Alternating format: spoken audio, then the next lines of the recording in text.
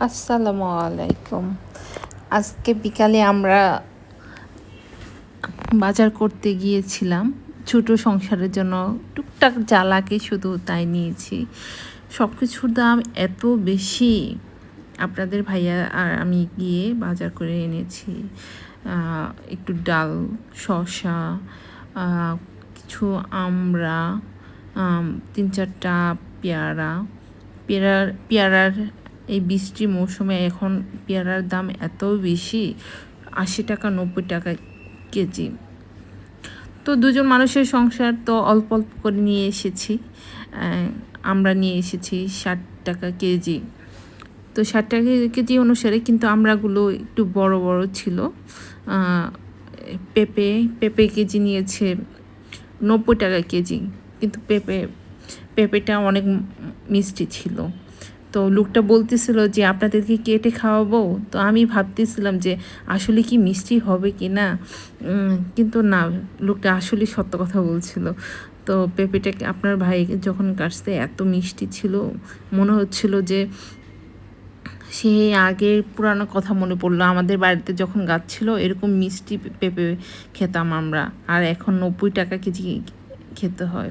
এই যে আপনার ভাইয়া এই আমড়াগুলো বের করছে, আর আমি দেখতেছি যে বেছে বেছে আনা হয়েছে, কিন্তু সবগুলো তো আর বেছে দেয় না। আমি গুনতেছি যে কয়টা ধরলো 1 কেজিতে। দেখলাম যে না, ভালোই 9টা ধরেছে 1 কেজিতে। তো 60 টাকা কেজি হলো, কেজি হিসেবে 9টা ভালোই, খারাপ না। তারপরে এই যে আমরা দুজনে মিলে পেঁপে ছুলাচ্ছি পেঁপে খাওয়ার জন্য। ক্ষুধা লেগে গেছে আপনার ভাইয়ার।